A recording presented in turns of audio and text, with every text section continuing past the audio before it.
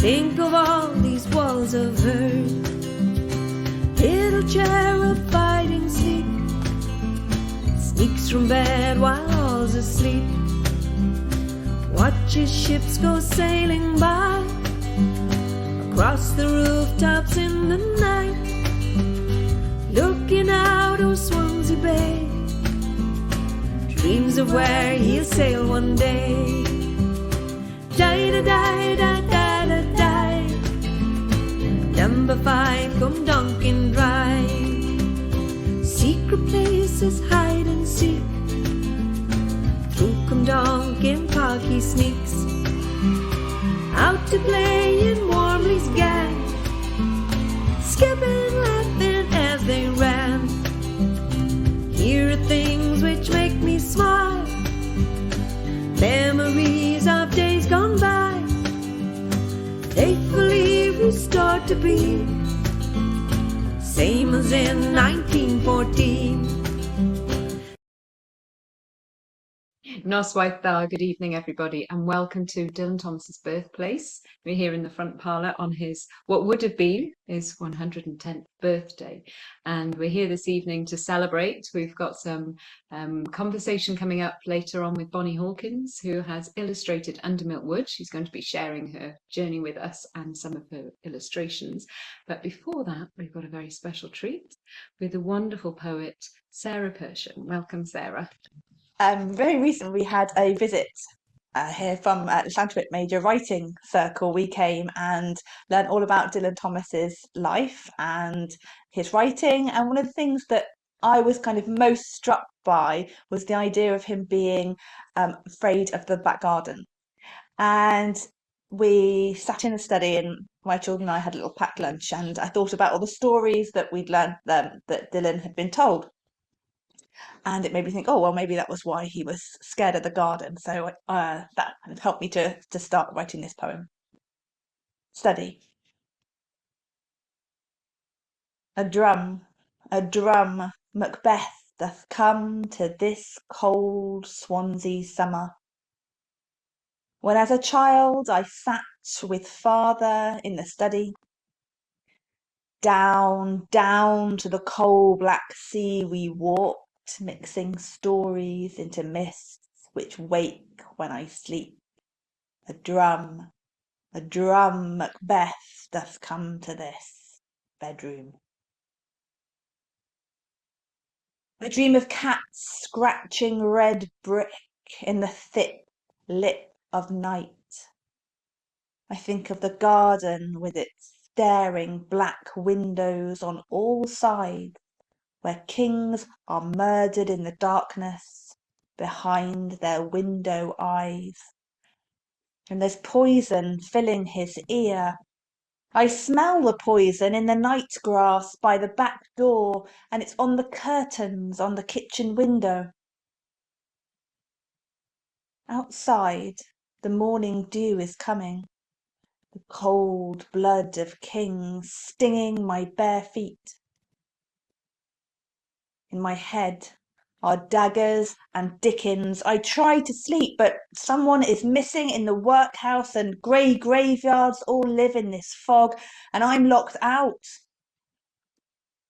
The gulls tap on the roof, claws calling the dead. I try to sleep, but Macbeth does murder sleep. My father told me in his study, The mist of his words are clouds that seep towards me from the sleeping sea and cut off the heads of the hills, those hills outside my window. Thank you. As well by Trace, I did my little picture of one that had caught my imagination, which is in the Science Museum, a wax vanitas, and there's lots of kind of symbolism, snails and salamanders on it. So this one's called Wax Vanitas. The flowers she picked are paper now. Her skin is cold and smooth as bone, and a cold expression cracks whacks its wax to trace a scar of tears that scratches down her cheek like the emptiness of time. Her hair is coiled, and from whose head it isn't clear. But in her careless curls sits a salamander, still as death. Resisting hell and fire, he reminds her of the emptiness of a vanity whose breath is still a mist of unpressed flowers. Plump, damp petals and lips still half ready to be kissed. But it is the shadow spider now who strokes her forehead, and only maggot jewels adorn her.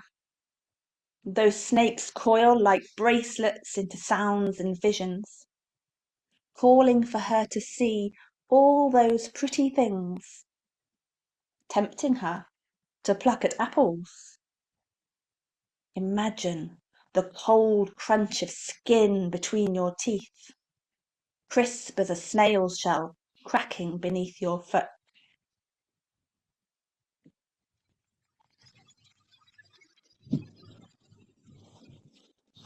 My third poem is based on the figure of the Diwedd from the Mabinogion, where Dylan's name's from. Sort of very original name, the Diwedd. Something prehistoric yells in the trees like an owl mourning flowers. The Allen streams strange, flowing up from the sea, bubbling back to a girl making mudmen, slippery on the clay banks.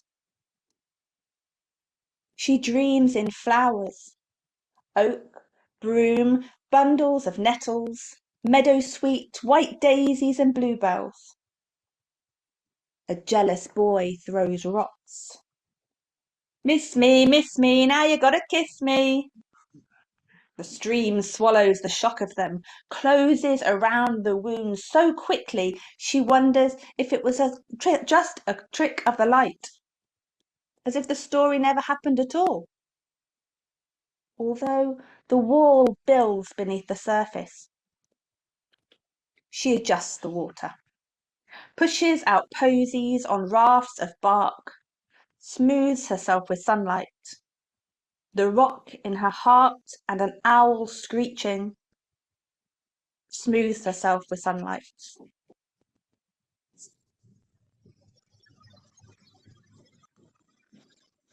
We've been having a nice chat here, of course, about Child's Christmas in Wales, and while it's not quite Christmas yet, I do love the fabulous writing about childhood.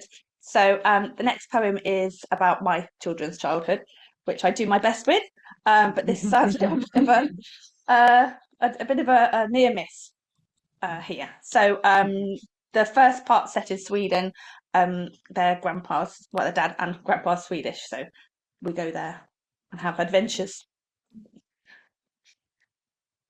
Dust. It is sudden, the disproportionate legs, skin tight against bones and hooves running into the track to tread it. The quick rasp of skidding tires grinds, powerless as the dust which plumes around us and wraps the road, wildflowers and tips of pine branches. This elk's black eye is a planet passing before us. The swollen barrel of his chest, his hind legs lifting like the cranes we'd watched take off from Jutte's fields. Our car skids in lines. The elk gallops in triangles. It reminds me of when you were 8. We camped near Kidwelly. It was just us 3. Let's get firewood from the edge. We can toast those marshmallows. Walking down the narrow lane, holding sticks, was one of those evenings you'd imagine people imagined when they say the good old days. You walked ahead. The sound of the train horn shoved every atom in me and shook it. Just run then! It's sudden. The carriages galloping in lines, skidding lines, powerless as dust, lines, the train slicing lines through the galaxy, a planet passing through me, through the barrel of my chest.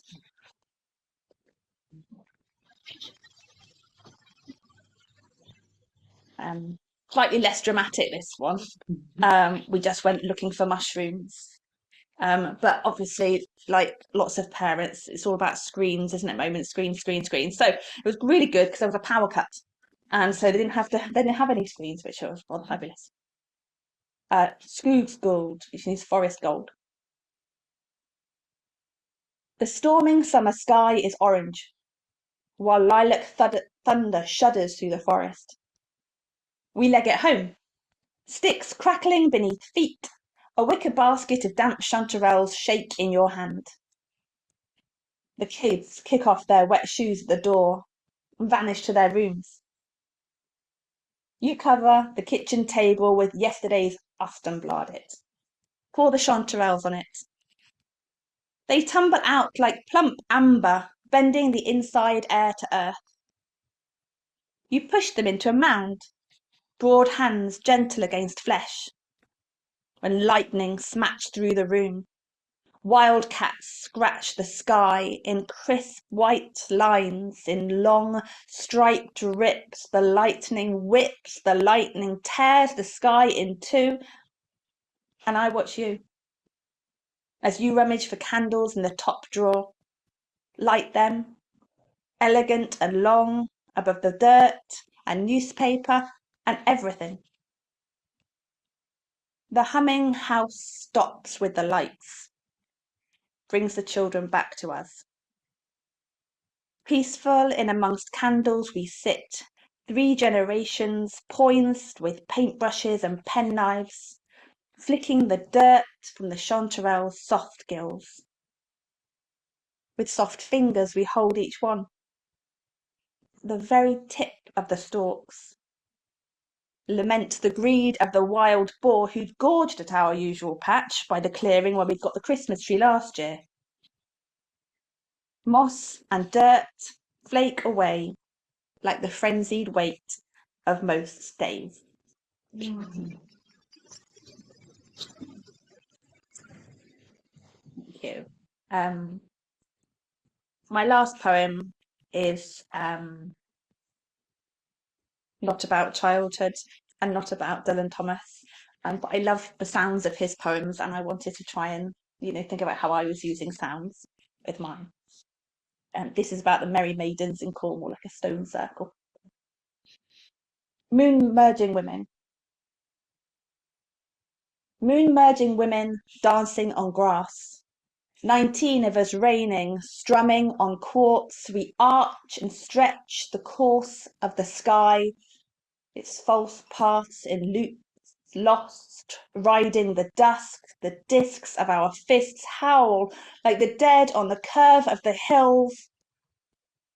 Soft spheres of breath are lit by the smooth-edged moon. We dance damp in the dew globes, see our faces in them, but we pulse too wild to stop. The earth surges through us, but our limbs become boulders as the damned morning orbits and our sunrise condemns us. Oh, thank you for having me. Thank you.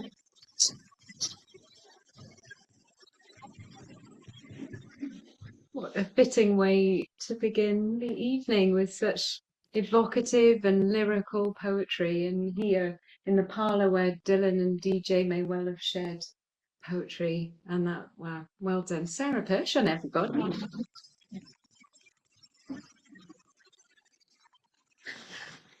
So I was really pleased as well to be invited to come here tonight to read some poetry and a little bit of prose memoir, actually, because it's very special for me, this place and this area, because I grew up round the corner, number 3 Hillside Crescent, and was in and out of houses on Cwmdonkin Drive. And And so I wanted to share with you, first of all, a piece that I wrote 11 years ago when the charity Children in Wales were putting together an anthology of works about childhood memories. And I wanted to write about, well, this place, this area, and what it was like growing up in the 1980s in Swansea. And it's called Kings and Queens, and it was inspired by Fern Hill, actually, the ideas of majesty in Fern Hill, where the children are the rulers of their own kingdoms. I felt that quite strongly in that poem. Kings and Queens. They say it's the people that make the place. And whenever I dredge up memories of my childhood in Swansea, it's the people, the faces, words, and deeds that shimmer into view. Yes, I recall endless days spent on Gower beaches and cooling twilight air in the park, but the solid stuff, the almost edible part of the memory, is the people I shared that place with. We were a living, breathing bundle of thoughts, ideas, bursts of laughter, shouts, tears. We were the kings and queens of the uplands, and the wonky pavements were our territory. Manita was the bold one, and she fed us plans like biscuits from the hidden barrel. You never hid it well enough, Mum. And we bit into those biscuits, tasting midnight sweet, and hatched our plans with the clandestine urgency of a resistance. Simon and I would call for Owen, waiting, fidgeting on the doorstep of his solemn house, its demeanour forever determined by the death of his granddad some years before. He died at home, alone, and the house held its breath and shut its eyes at the same time. With Owen released, we'd round the corner to the top of Cwmdonkin Drive to collect Manita and Trish. And, now complete, we'd go. At the time, it seemed we'd strayed for miles. Imagined rivers we'd crossed and cities conquered, but in truth, our country was half a square mile and was full of adventure enough for us. At the end of Hillside Crescent, there used to be a little, well, we called it a woodland. It wasn't, it was somebody's garden, but it felt like it was a small wood. And now there's houses there. And it welcomed our scuffed trainers with its sweet-smelling dampness and its trees that stretched faces from their trunks. We'd escape from our homes to make homes in the trees, and we'd decorate them with secrets, scaring ourselves with stories amongst them. But one day we found a new path. Helping each other down through displaced bricks, we entered a forest of blue-green. Feeling naked in this new place, we tiptoed forward, our breath louder in our ears, our skin cooling in the heavy air. Trish spotted the apples first. They hung, green and proud, the unearned bounty of our pirate mission. Simon was always the tallest. Now at 6'4", nobody seems to top him. And he offered up his shoulders to Owen with glee as we girls stood below catching the green bombs falling merrily from the sky. When we held as much as we could carry, we began to wander home, more relaxed now in this kingdom which had provided for us so fruitfully. Then we heard the voice, the mad shout of anger, Oscar Wilde's giant, the petrifying accusation, trespassing! This new word cooled our blood and hiked our hearts up to our ears, and we ran. We ran like our feet weren't our own. We ran and the apples fell from our pockets like broken promises. Later, we saw the new sign up, trespassers will be prosecuted. The words strange and menacing on our tongues as we read them. Did we begin to grow up then and lose interest in woods and wishing wells? My memories are not linear enough to say, but I know that the time spent as rulers of the trees were as precious as those spilt apples and are always with me.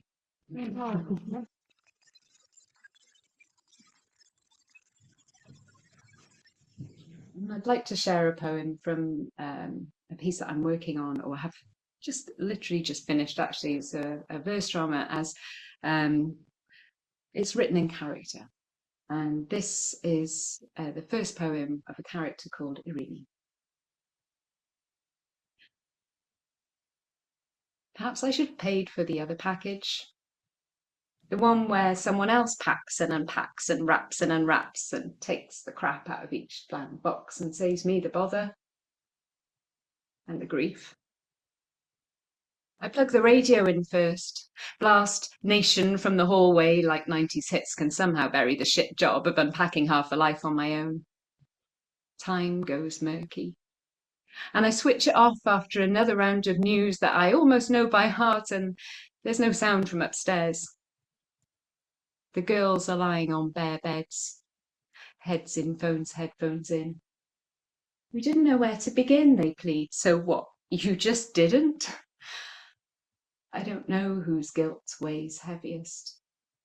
They drag long limbs loosely, box to box, stuffing drawers with socks and tops and folding nothing.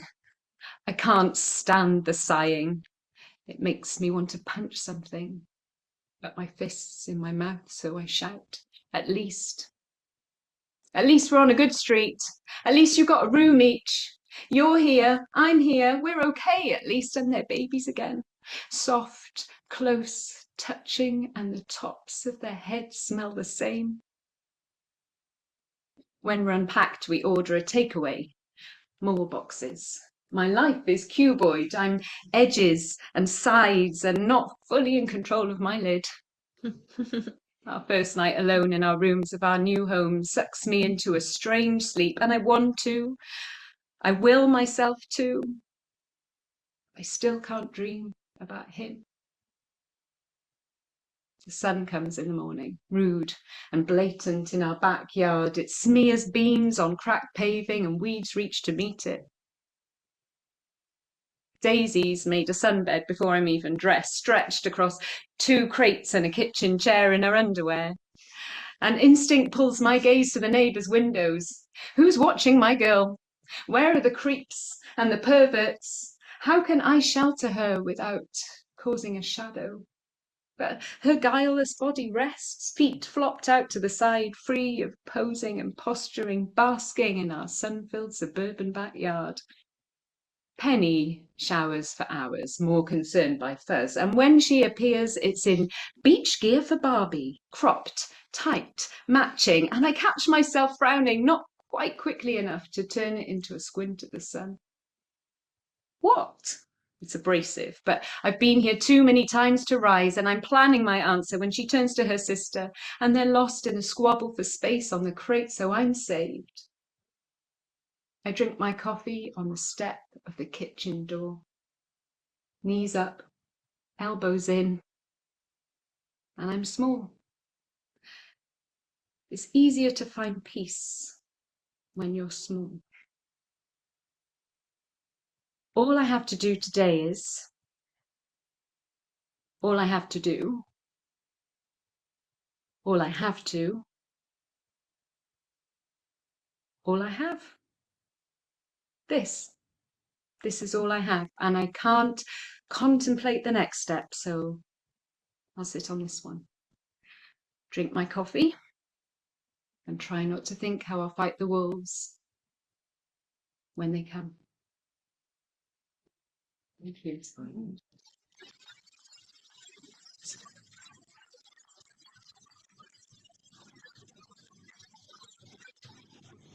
Thank you all so much. And we have got a little treat here in the parlour now because we're going to have a little break, and that gives us time to have a look at Bonnie's stunning illustrations, which are decorating the house here in 5 Cwmdonkin Drive. So we'll have a little break for you on Zoom, and we'll be back in 15 minutes. So everybody have a little drink, have a chat, and enjoy the pictures. Thank you, everybody.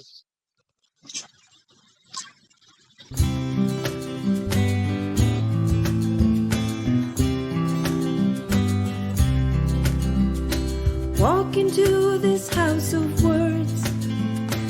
Think of all these walls of hurt. Little chair of fighting sleep.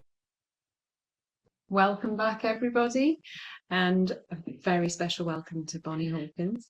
It is my absolute pleasure and privilege to speak to you this evening. It's more of a privilege actually because I am the stand-in. Alan Gibbard, who should have been here talking to Bonnie this evening, is unfortunately ill. So I think everybody here will join me in sending our very best wishes. I know you're watching at home, Alan, and I've been sending you my healing vibes. And I said tonight, I'm running out of healing vibes, Alan. Come on, get better. He said he's still got loads left, so that's good. But we are wishing you a very speedy recovery, and you should be here in this seat. So it's my pleasure to be here with you today, Bonnie. So this is part of a series of events launching Bonnie's wonderful new book, Under Milk Woods Illustrations. And I'd love to start by asking you, I mean, I've had the pleasure of seeing many of these illustrations in Llantywydd Major. You had an exhibition in number 6 gallery, curated by Nick Davis, which was absolutely stunning. And we've had a little look around in our 15-minute break. Hopefully everybody's managed to have a little look around and seen the illustrations beautifully presented here.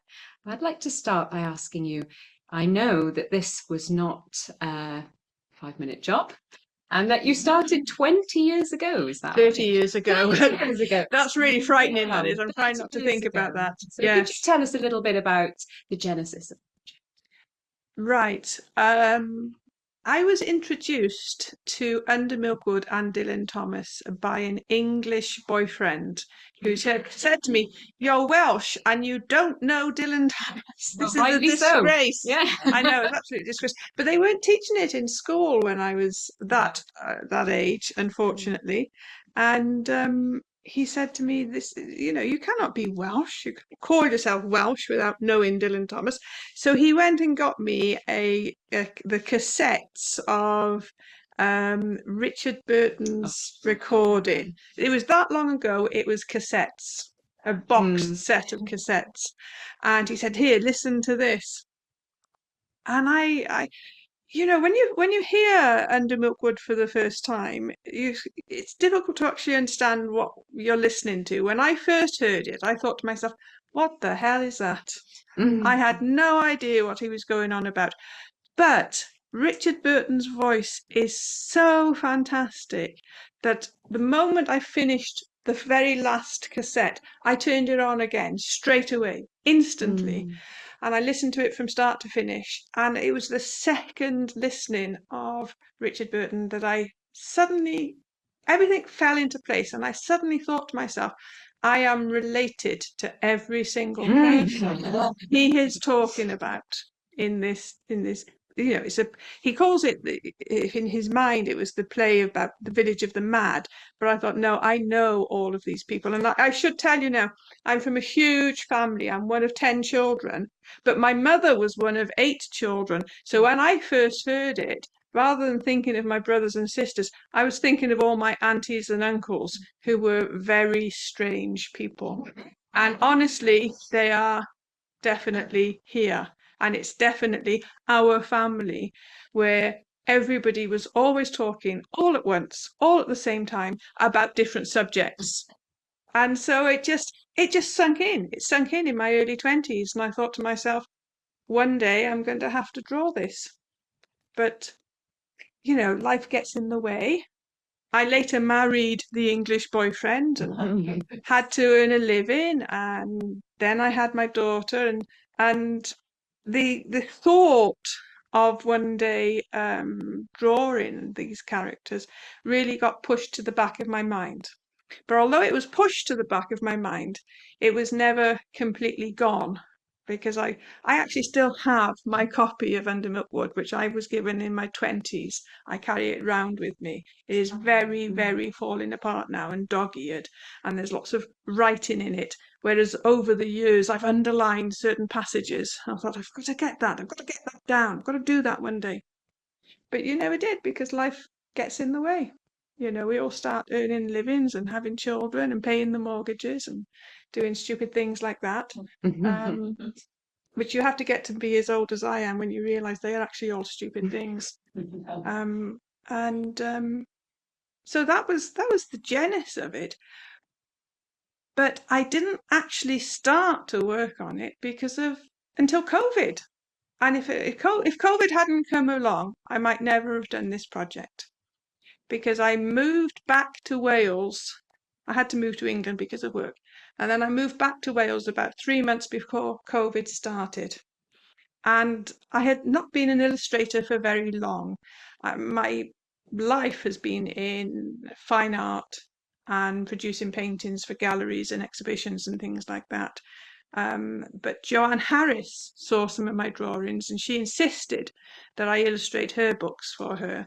So I sort of pivoted slightly into illustration, moved back to Wales.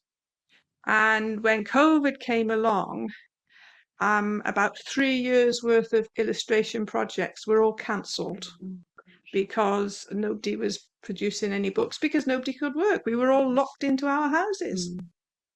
And it was terrifying. I don't know whether you remember the experience, but it was absolutely terrifying those early days in COVID. I was glued to the television every morning, watching the death rates rise higher and higher and higher. And I lost people during COVID as well. It was one of the most frightening experiences of my life. And considering it wasn't that long ago, it seems like a distant nightmare now, as if it never really happened.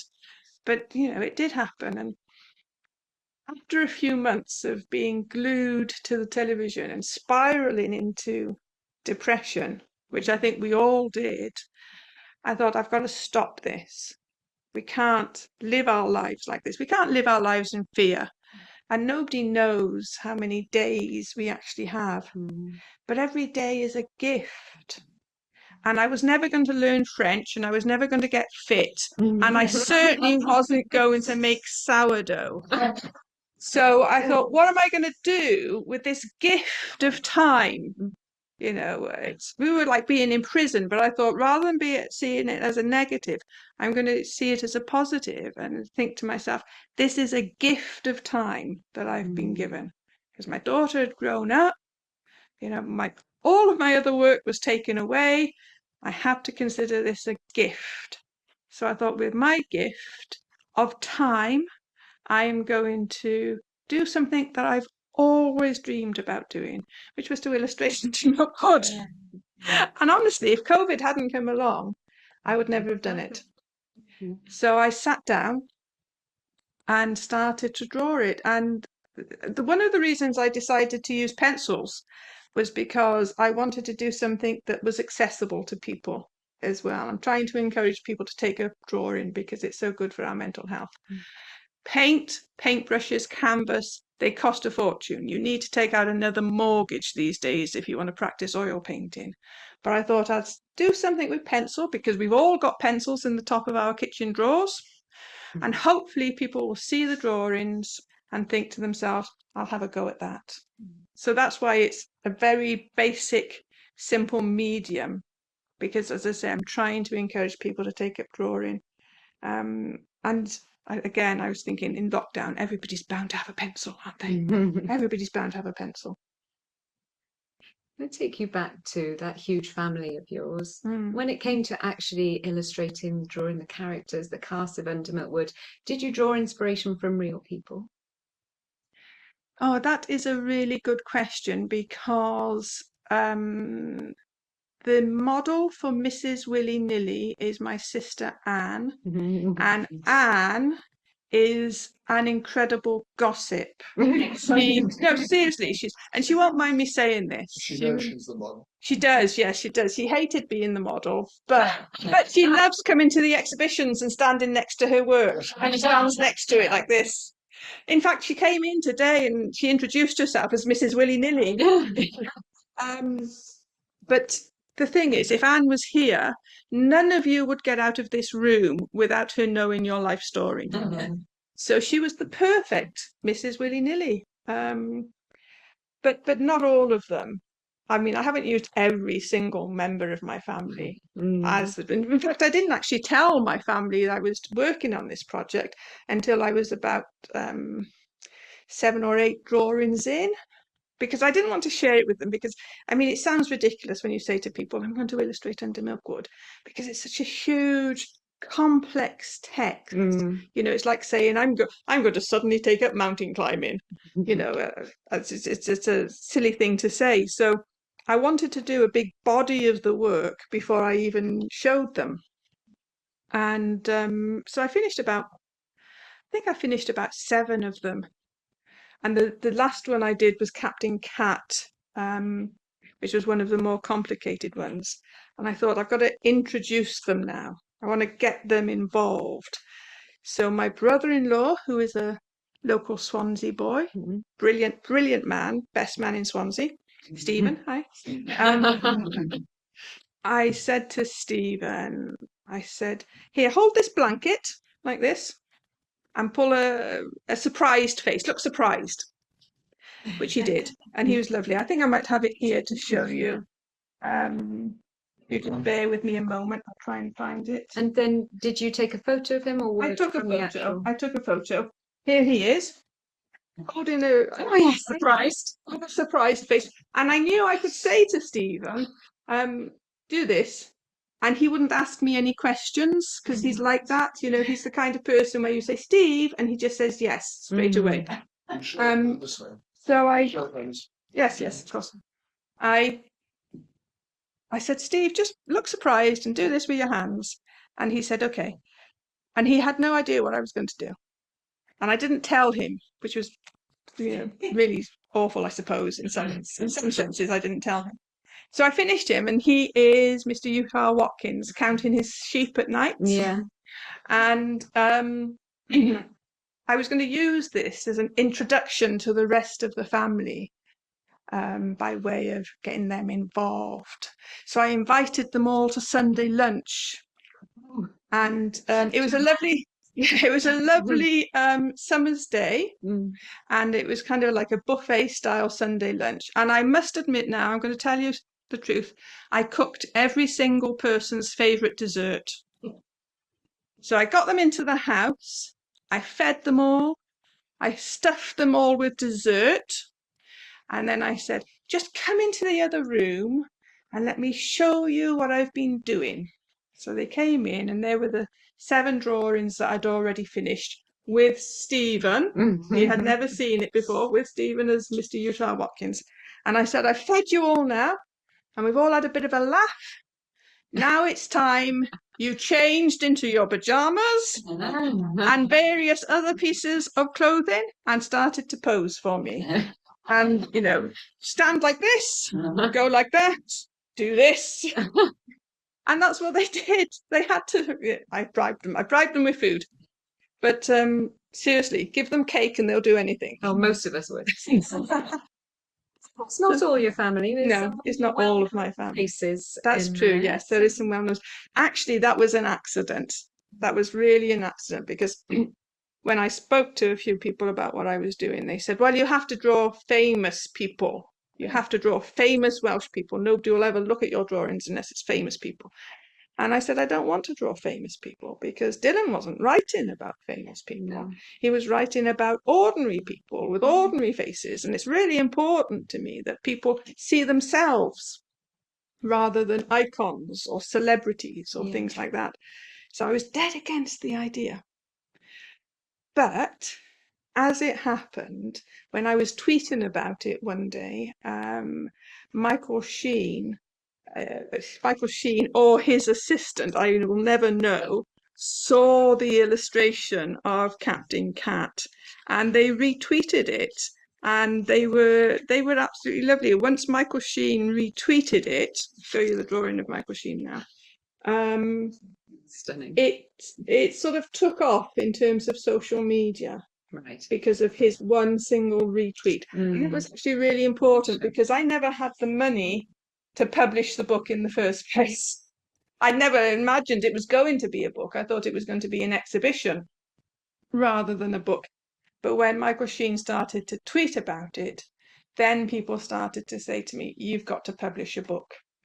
And about the same time, he was appearing in the National as First Voice. Yeah, saw that. And I wasn't going to do actually First Voice or the guidebook, because there's no physical description of them within the text. It's just First Voice, Second Voice, guidebook, things like that. And I refused to watch the performance in the National, because I didn't want other people putting pictures inside my head.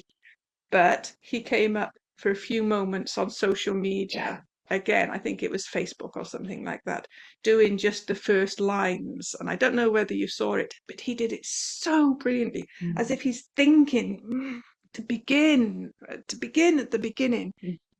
It is spring, and he bursts out with it. It is spring. So his emphasis is on the second line rather than the first line, which it was with Richard Burton. And I just looked at it and I thought, God, that is just so good. So I drew him as first voice. And then I sent him a picture and said, I've drawn you as first voice. Do you mind if I use it? So he didn't really have much choice, did he? Because he's such a nice man. He had to say yes. Has he got a copy of it? Not yet, because I've written to them and I said, look, I've got to send you a copy. I've got to send you a copy. And they haven't sent me a postal address yet, so I don't know where to send the book to, which is really ridiculous, isn't it? You know, but we'll get there one day. You talk about people, you not wanting other people to put pictures in your head. I just wondered, from the text, are there certain phrases, or when you read a passage, is a picture conjured in your mind? How do you come up with this? What's your process? Well, the thing is, I mean, if you think about Cherry Owen and his dream where he drinks the fish, I mean, that's just absolutely, it's in my, can you not see it yourself? It's perfect. I'll try and find it in the book for you now. I wasn't going to talk about Cherry Owen, but I will try and find it. He drinks the fish. And Cherry Owen is actually modelled by my older brother, Stephen, who is a wonderful person. We laughed so much on the day that we took the photographs. In fact, he complained bitterly that I had to make him look slimmer than he was because he thought he'd put on weight. But I said to him, obviously I didn't have a fish. I wasn't going to ask him to have a fish. So I gave him a pint glass and I said, lean on the kitchen counter and pretend to be drinking a pint at the pub, which he did. And I photographed him with the glass in his hand. And then with a pencil, you can turn it into a fish, which is what I did. But it's the line, incredible. He drinks the fish. Yeah. So in some senses, it was not difficult to come up with the drawings because it's all in the text. But in others, it was really, really difficult. One of the ones I found hardest to draw was Mrs. Ogmore Pritchard. That's my favourite. Yes, lots of people love Mrs. Ogmore Pritchard. And I've got to tell you now, I was terrified of drawing Mrs. Ogmore Pritchard because I thought, how am I going to, represent this woman who is quite mean, really? I mean, she's mean enough to drive her two husbands to suicide because of nagging with housework. I mean, I personally, I would love to have a husband that did the housework, but she's on her own now because she drives them to suicide, and I can't find it. So say it's all there, it's all in the text, but your interpretation is very unique. The idea of having her as a puppeteer is very well described in the text, but your visualization of it, I think, is quite unusual. I just really didn't know what to do because I thought, should I draw them just surrounded with, vacuum cleaners and dusters? And how do you draw somebody putting their pajamas in the drawer marked pajamas? It's really difficult. Thank you ever so much. Yeah, Mrs. Ogmore Pritchard. There's so much from Mrs. Ogmore Pritchard that you could do. That face, that's so really sinister. It's really, so sinister. I took a hint from Walt Disney's The Evil Witch, in Snow White, not Snow White. It might have been Snow White, actually. You know how the evil witch is? I just had to draw that. She is not a member of my family. just definitely disclaimer. Not. I thought if I would be poisoned next Christmas. So she's not a member of my family. But I thought she's pulling their strings. Even in death, she's pulling their strings. Beautifully. So we have them pulling their strings. And I should tell you, this is my brother Michael, and this is my brother Howard. And they were wearing pajamas. So much detail in your illustrations. How long would it take you to? Forever. Ridiculously. Don't ask me what hours, because if I tried to think about the hours, I would go crazy. I just knew I had to start and work until it was finished. And in a single sitting, how long would you spend? Sometimes I could spend 15 hours a day drawing. Yeah, but that's because I've had to fit this project around other paid work, essentially. So yeah, sometimes I've had to do very, very, very long hours. And it's a terrible thing to say, actually, but if you're an illustrator, you don't get paid very much at all. And you have to put in long hours if you want to produce work that's like this. If you wanted to produce something that looked like cartoon cutouts, then that's much quicker and easier. But I'm not that kind of artist. And I knew right from the beginning, because I'd been thinking about this project for nearly 30 years, I knew I had to put my heart and soul into it because I would be disappointed if I didn't. And even now, after all of this time, I could keep on drawing it. There are characters I haven't been able to draw because I haven't found the time to do it yet. I could put another 5 years' work into this project and it wouldn't be done. It wouldn't be finished. Favourite character to draw? Oh my God, favourite character. That is so difficult. I'm going to go back to Mr. and Mrs. Utah Watkins. Actually, it's one of my favourite characters, but I don't have a favourite. I like Rosie Probert. I'll talk to you about Rosie Probert in a minute. But Mr. Utah Watkins is counting the wife-faced sheep in the text. So I knew the drawing had to have lots of sheep in it because he's the numbers he quotes are quite odd. I had to have lots of sheep, and I was panicking about making the sheep all have little women's faces because they're quite small. Yeah. Even though the drawing is quite large, the drawing is 22 inches square. To have this many sheep on it at different sizes would mean they'd have to have really tiny female faces. So I thought to myself, if I make the wife look like a sheep, then all the sheep will be wife-faced sheep. Yeah, that's clever. So that was fun. That was actually fun. These are Anne's hands, Anne's knits, you see. So those are Anne's hands, but obviously not Anne. So that one was fun because it gave me an opportunity to be a little bit more imaginative. Another one I really like is Mrs. Ogmore Pritchett, not Mrs. Ogmore Pritchett, Mrs. Organ Morgan, who pelicans her flatfish hole. See if I can find it for you. Because I didn't necessarily want to make the people into caricatures because I don't think any of the people in Under Milkwood are caricatures. I think they're all very, very real people. Yeah. But because there's about 5 times in the text, he talks about her pelican her fish whole. Yeah. She doesn't even fork them in, she spears the fish and she pelicans them whole. I just had to do the pelican beak. Can you tell us a little bit about how you actually managed to produce this? Was it a crowdfunded project? Yes, I didn't have the money to produce the book. I had never actually intended to do a book. It was always supposed to be an exhibition because, as I said, my background is really fine art. And the originals are currently touring Wales at the moment.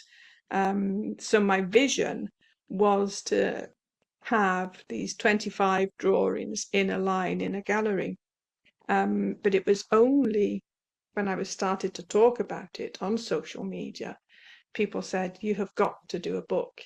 You cannot do this much work and have just people that go into galleries seeing it, because a lot of people are intimidated by galleries. Really, and a book can reach much, much further afield than having to go to a physical place to see it.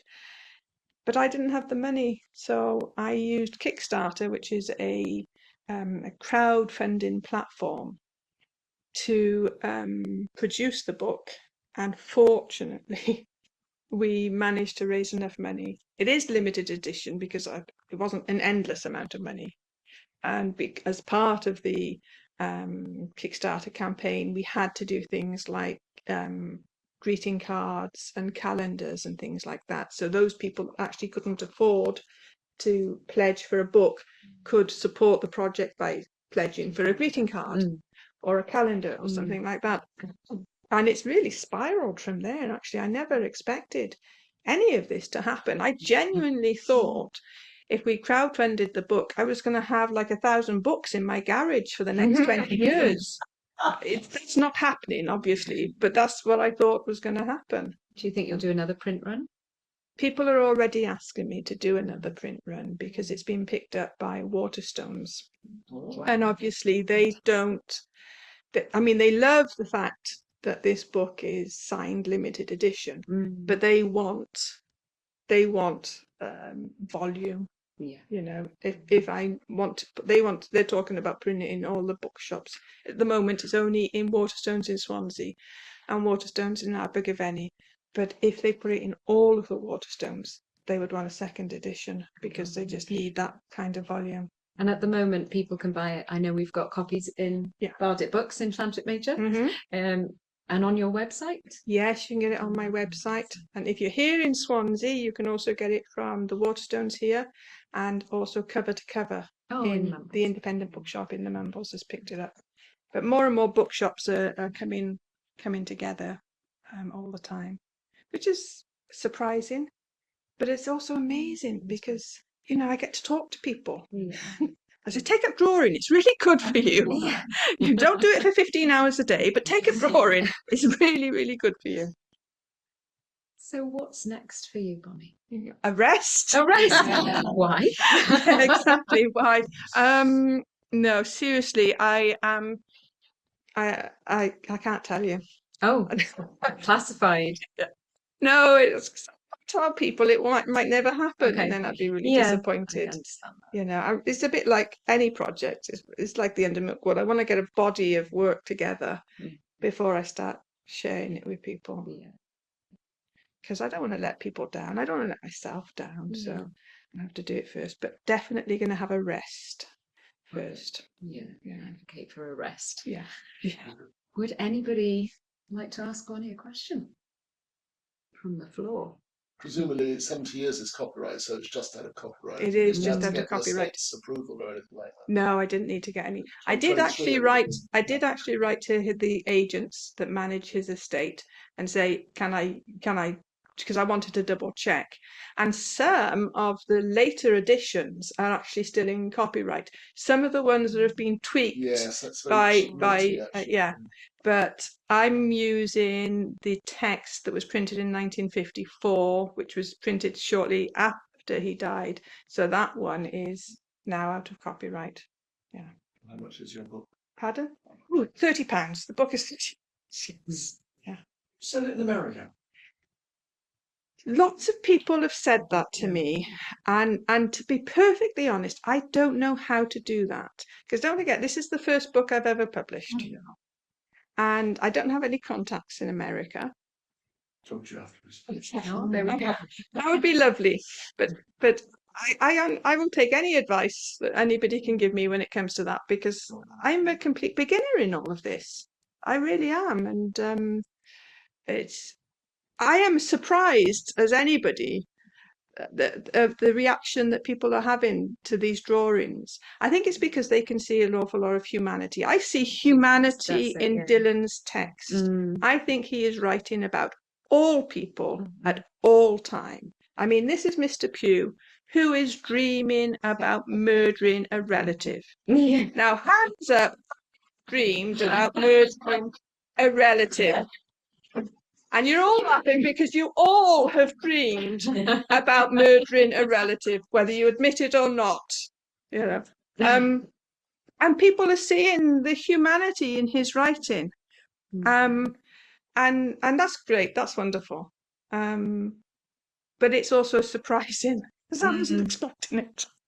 I'm not sure if this is a question, Bonnie. Okay. More adding on to that about people falling in love with them. Obviously, I've been stocking them in my shop, and I sold out in 3 days. Yes. So I'm filling my boot with them and taking some home. I love the fact that our local vicar, I don't know if you met Edwin, came in and said, Yes. "Oh, can you order me a load of these cards? And I'd like to have come out of my head. The Reverend Eli Jenkins. Yes. For Christmas. Yes,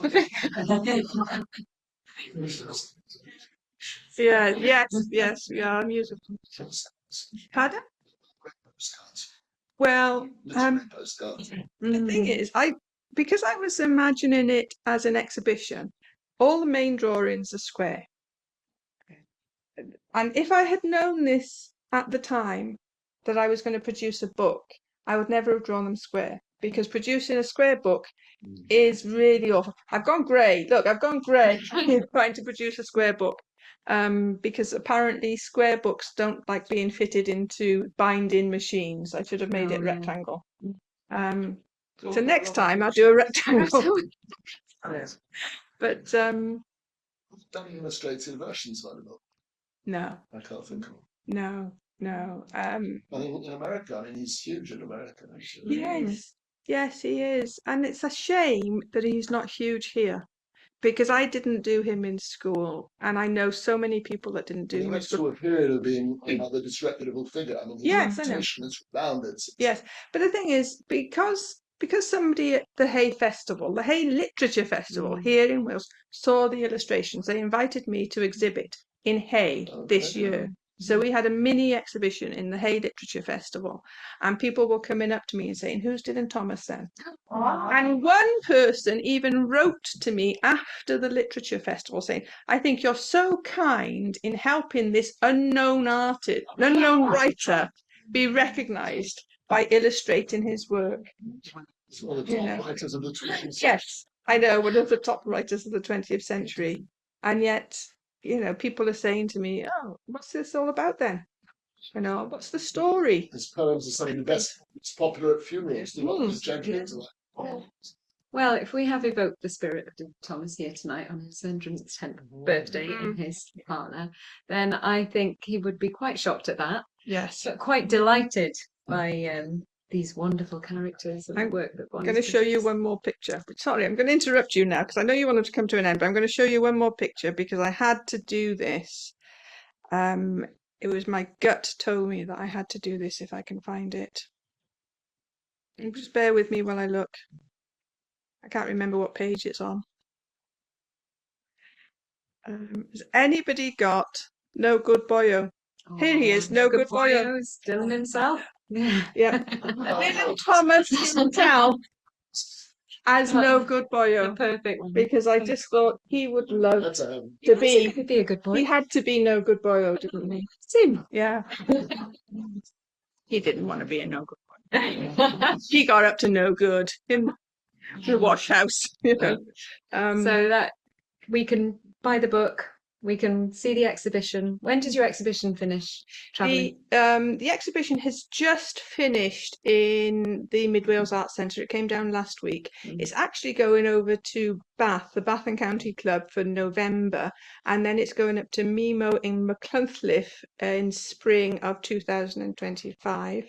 And I'm also at the moment in conversation with the Ledbury Poetry Festival. Yeah. To have it in the Poetry House for 2025. Oh, But that's very much in discussion at the moment, so we don't have the dates for that yet. You can have square greetings cards, even if you can't have postcards. We Yeah, do have the got greeting those. cards. Jeff has got some of the greeting cards here. Get your greeting card. We've also got an exhibition of prints on the stairs. Some of them are on the stairs, and there's calendars and things like that. All these things I never imagined I would ever do, but because of the Kickstarter campaign, we had to do cards and calendars and things. I'm so glad you did. Well, it's been an absolute pleasure talking to you, Bonnie. Thank you. you so much. Thank you. And congratulations on this brilliant body of work. Bonnie Thank you Hawkins, very much.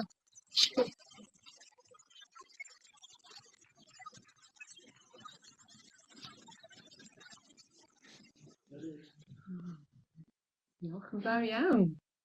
I don't know whether we're allowed to move now. Have you No, I turned don't it? think so. We're off now, Jeff.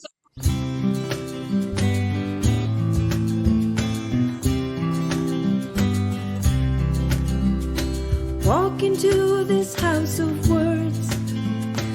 Think of all these walls of hurt. Little chair of